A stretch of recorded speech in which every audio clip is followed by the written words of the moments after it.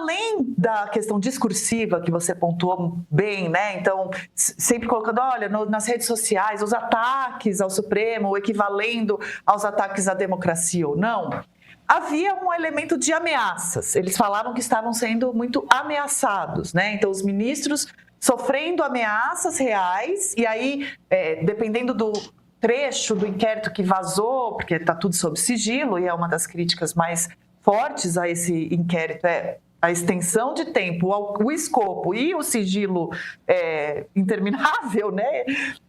Mas as coisas que vazaram ao longo do tempo compilam lá uma série de posts, de coisas com ameaças à integridade física dos ministros ou de alguns de seus familiares.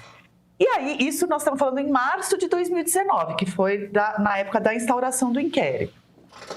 Algum tempo depois, algumas dessas ameaças se transformaram em ações concretas, palpáveis. Por exemplo, naquele bizarro acampamento dos 300, né? Que foi uma coisa que ficou até meio exótica, meio folclórica, porque não juntou tanta gente quanto se imaginava, mas, segundo a investigação da Polícia Federal na época e tal, que ia sendo enfiada dentro do inquérito, havia um sistema de financiamento, havia potencial de agressão e coisas assim.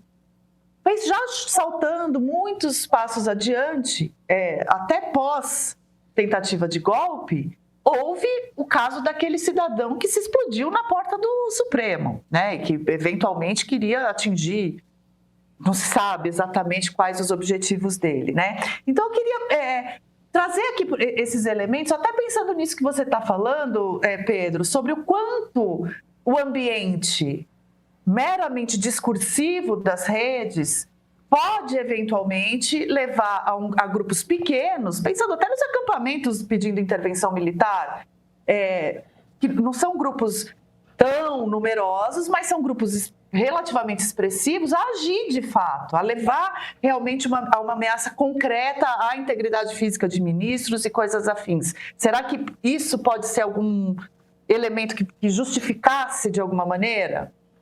Mesmo com relação às ameaças, lá no começo, ameaças nas redes sociais, isso daí não tinha um foro privilegiado. Como é que mesmo que os ministros sejam alvo de crimes contra a honra, por exemplo, isso daí não acham que o caso tem que ser julgado no STF, muito menos aberto pelas próprias vítimas. Isso é um absurdo. E outra coisa, porque 4 anos depois alguém tentou se explodir na frente do Supremo. Assim, é isso que eu estou dizendo. Não tem futurologia. Você não vai abrir um inquérito aqui de ofício, porque lá no futuro pode acontecer alguma coisa. Não, por isso que a minha pergunta foi se esse ambiente não é constitutivo da violência, entendeu? Na minha opinião, como justificativa para abertura lá em 2019, não.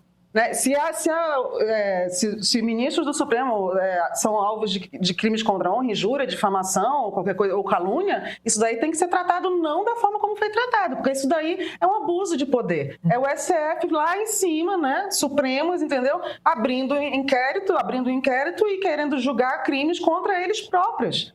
Isso, para mim, é que é o avanço da coisa. E todo o desenrolar depois, eu sou muito nesse sentido, na minha visão sobre como os crimes, digamos, discursivos, né, devem ser tratados. Eu tenho uma visão bem ampla, bem libertária com relação a isso. Não deveria, para mim, nem ser crime, penal, né? Deveria ser só apenas na esfera civil. Mas essa é a minha opinião. Mas, nesse caso específico, eu tendo a ser, porque eu acho isso, toda vez que quando a gente tenta fazer uma análise anacrônica da coisa, né, sempre vai ser justificável.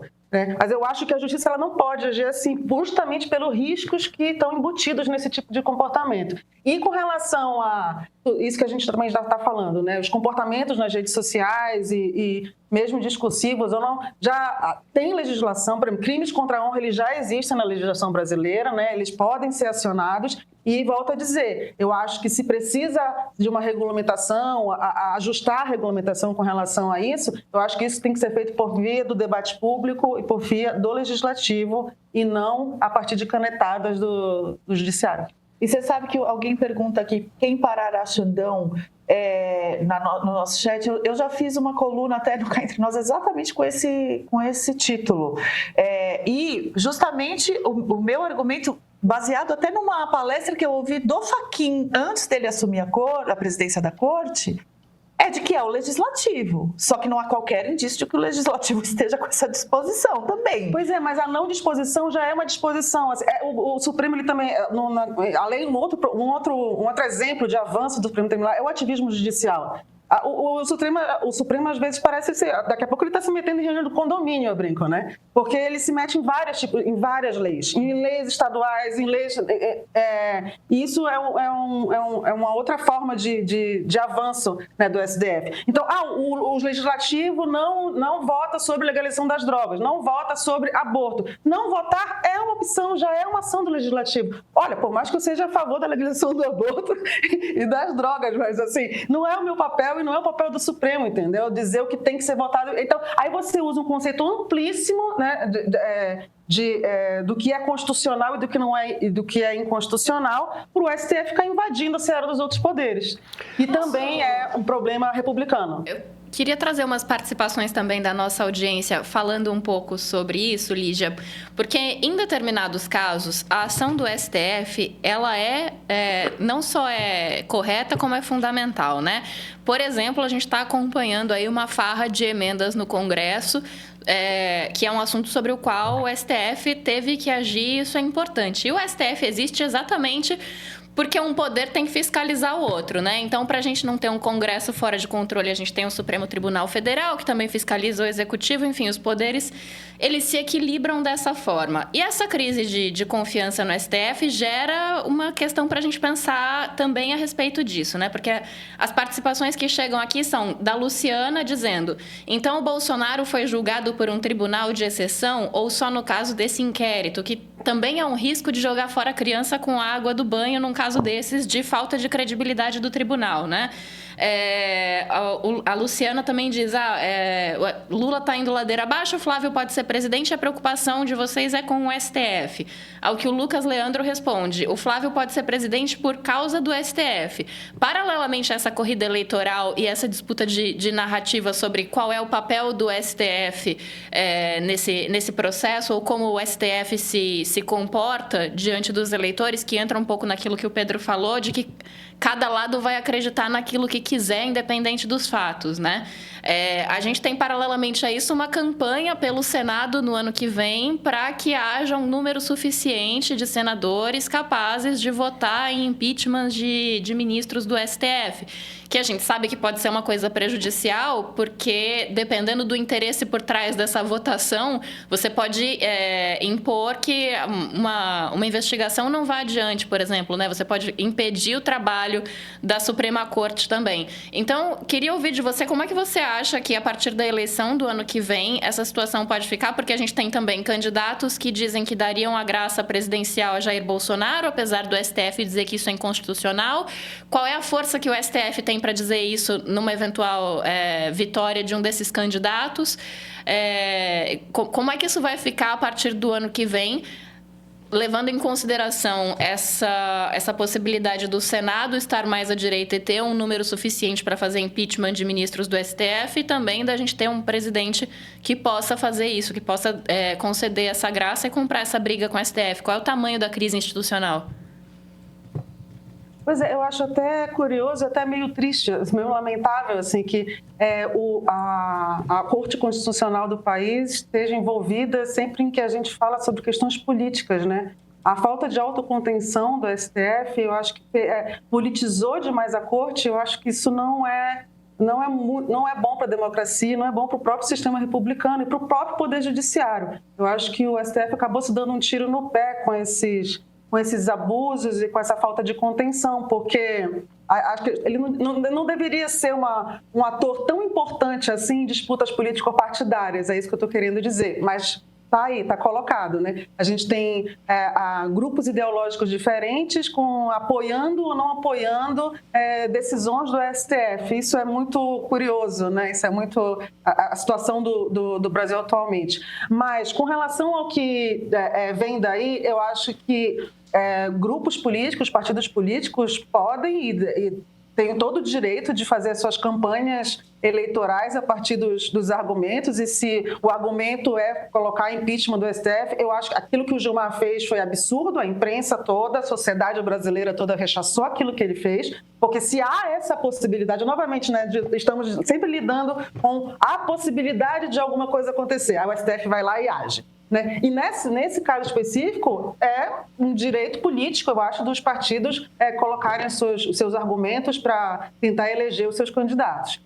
Com relação ao se um presidente foi eleito e esse presidente colocar, né, a anistia, por exemplo, que é essa questão da anistia, isso também é garantido na Constituição. Isso daí o presidente tem direito de fazer isso, a não ser que se queira retirar esse direito dele que é garantido. Não vejo aí também o que ser feito, como fazer.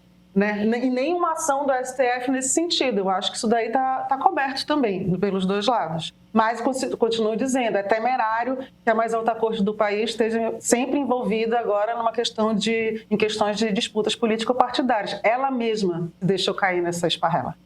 Sabe o que me incomoda nesse cenário todo? Porque mesmo eu que sou relativamente simpática a muitas dessas ações, num sentido parecido com o que o Pedro sustentou ali, né? Então, de ter enxergado que houve essa necessidade, que embora o inquérito das fake news tenha sido criado ainda na gestão da Raquel Dodge no Ministério Público, né, na PGR. Aí só um adendo, ela determinou, na verdade, ela não pediu, ela determinou que esse inquérito fosse arquivado e fez uma comparação com o Tribunal de Exceção, lá em 2019. Lá ainda, e aí depois, então assim, sempre que eu falo, olha, a ausência de um Ministério Público atuante justificou muitas coisas, eu muitas vezes esqueço de fazer essa ressalva de que este inquérito em particular foi aberto ainda com uma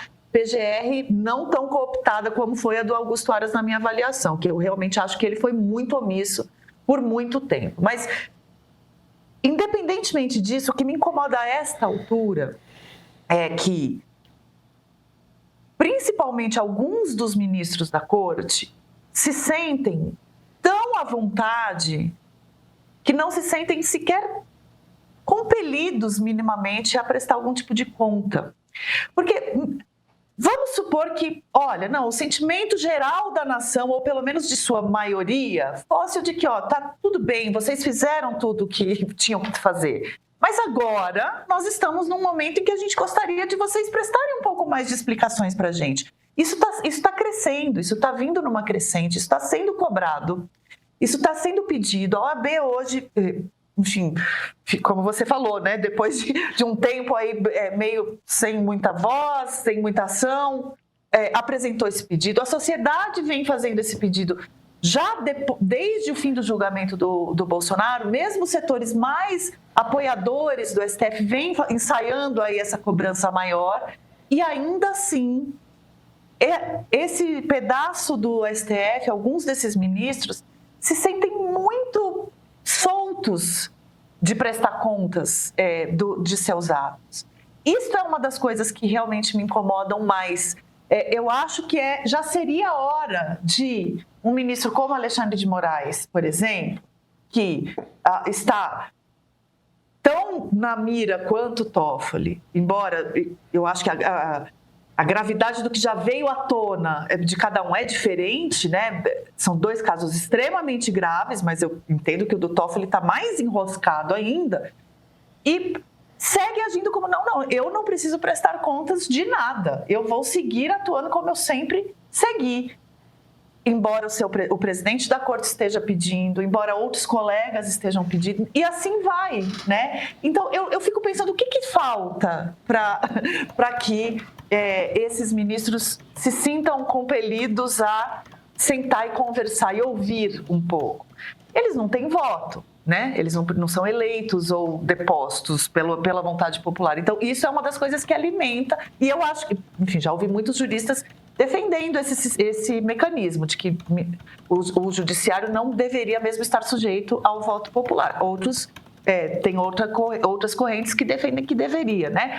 Mas o fato é que, então o que falta? Se a imprensa já chamou, se outros ministros já chamaram, se o legislativo chama, até onde vai, né? O que você acha que poderia provocar finalmente uma prestação de contas do Supremo? Eu tendo a ser meio pessimista com isso, eu estou até concordando com o que o Pedro falou ainda agora, que depois que você cede tanto poder, é que nem fornecer aumento para servidor, né? Ou qualquer outro tipo de benefício. Para você tirar depois é praticamente impossível. Exato.